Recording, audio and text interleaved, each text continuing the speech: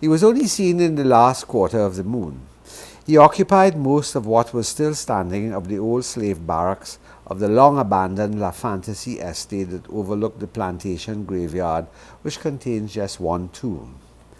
He lived there in a nightmare's nest of piles of old London graphic, parts of old boots, pieces of cow horn, snake and alligator skins, crapo bottoms pressed flat, emitting powerful odors, a plenty of vials and bottles containing he had no idea what, old rags, assorted feathers, several blue milk of magnesia bottles, a big bag of carbi, cobo head, viper's jaws, bones of cats, a whole dog skull, a donkey jawbone, parrot beaks, dog's teeth, an entire Mapapi snake floating in a bottle of formaldehyde, a live young female Mapapi zanana, an elderly 21-foot-long boa constrictor, two deadly coral snakes that would appear from the crown of his hat just like a pharaoh to terrify his customers, his victims, and his patients. He lay on the mattress stained with sin and gazed at the planter's chair. It was bathed in moonlight, beautiful to behold. As he stared, the moon seemed to shine brighter. The varnished arms and sides gleamed. The heavily brocaded upholstery appeared to deepen. The carved legs thick seemed to grow majestic. The chair reclined invitingly. The silver ornate serving dish flashed a phosphorescent white glow that lit him and the cluttered room. In contrast, the black thunderstone that lay at its center appeared to absorb the light, becoming more dense, more black, more heavy. The Baron Samadhi's chair, his stone. He knew the law. He knew that it was man, he himself, that makes the magic, not the gods, not the law. He had to find the trick to make the magic that makes the luck, his luck.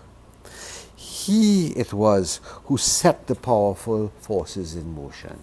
He himself, by the force of his will, draws the zombie from the grave. His master was Baron Samedi. The zombie, the spirit of the dead, the soulless person and the black thunderstone, they were all one and the same. He sang softly to himself, as if in someone else's voice, in a fine tenor. The moonlight now even brighter. Hold that woman, hold that woman, hold she good, judges behold me, hold that woman, don't let she go. As he sang, he felt the transformation commence. He felt it in his face. He felt his skin harden and fold, his jaws protrude, his gums painful as his teeth grew and changed the shape of his mouth and head. Suddenly his back hunched, his eyes saw differently, he snorted, his nose and mouth full of spit, his hands were changing. He saw black bristles appear. He was crouching on the mattress on all fours. He honked and snorted like a pig. He was perfectly clear in his mind. He started to sing the song of the gravedigger, an eerie, jerky dirge. He felt his sex grow huge. He wanted her, the red one, the friend. He snorted and rubbed his snout along the mattress, up and down, this side, that side. He saw when the Baron Samedi, the lord of the graveyard, his master, assumed his place in the antique planter's chair, like a lord, a king of the underworld. He ran from the barrack, rotting, his snout to the ground, his sex painful.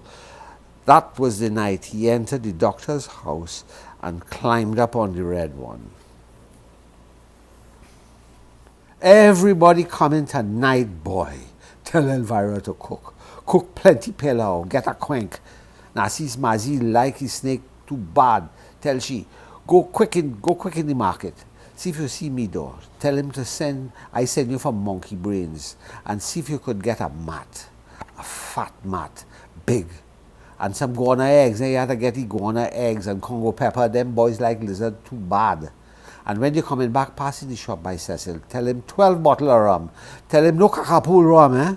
Tell him if he played the ass, he dead. Tell him so. Tell him I say so. Go quick and come back. You have to fix up the place. Go, vite, allez, vite. That's all.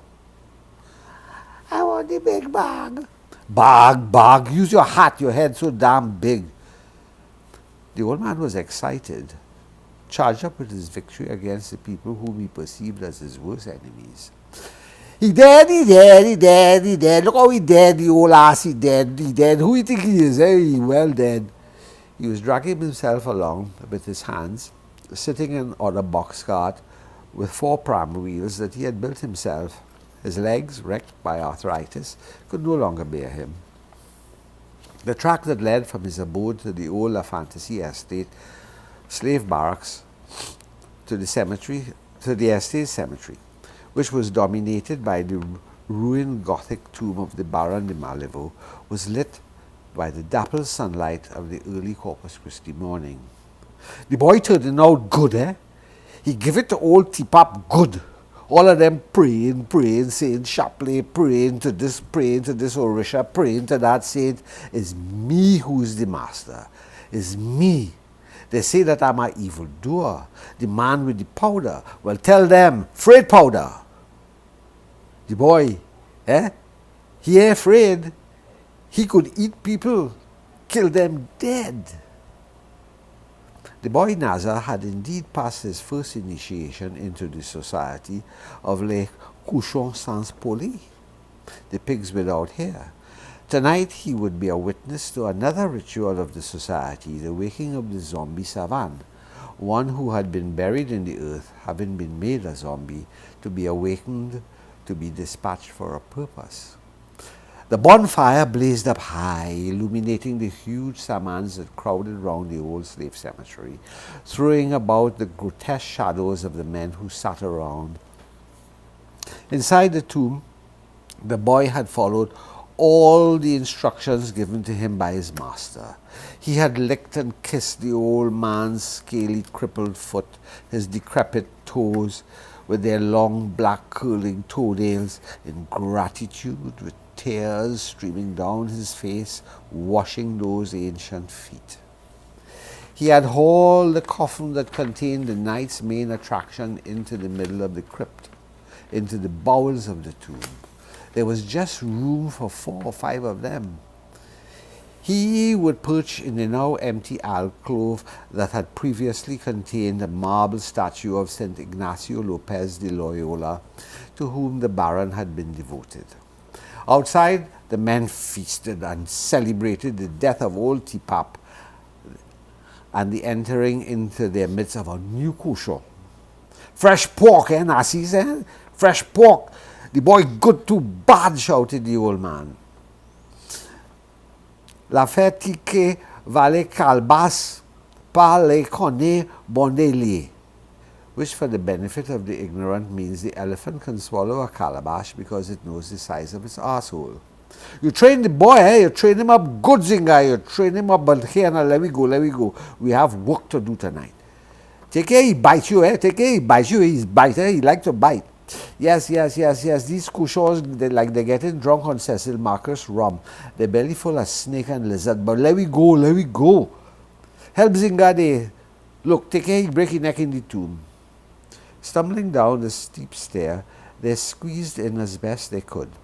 Those who could not fit and those who preferred the rum and what was left of the quenk and mackerel stew, the iguana eggs and the Congo peppers were glad to stay outside. They had seen the corpse cadaver come out of the box. Bazodi with fright, he thought he was dead, he think this is hell. They had all sorts of stories about zombies who had dropped dead for true in fright, others who got out, got away and bolted into some white people garden party, all his shroud bust up, his big long toto outside. You was there for that, and he say, you was there for that. You remember the night Muzumbo dead, They had the wake in San Fernando. You could remember that, The noise and excited talk was hardly audible down inside the crypt. In fact, there was no excitement at all. The flambeau illuminated the scene that was dominated by the large white coffin around which the old man, Narcisse, Philibert, Zile, and another one called Ozzy was closest. This Shapwell society is called to order and come tonight to do the work of the Baron Sami, the lord and guardian of this graveyard. Intoned Narcisse, pouring rum on the coffin and on the ground all around. Ozzy, in the meantime, was beating a syncopated rhythm on a small drum. The old man raised himself up. There was no pain in his twisted legs. His frame, big, still strong, threw a massive shadow on the wall, partly covering the alcove in which the boy Naza crouched. Here, put this on, tie up your face, this cadaver full of datura and dead crapo powder. He passed the red satin squares around, then struck a match into the old chamber pot, which immediately blazed with several small explosions. Patow! Pow! Filling the crypt with black smoke. Now take this! He passed around a rum bottle filled with a thick, oily substance that smelled of asafoetida and tar. Here, take it good, rub it on your arm. Now take the fire.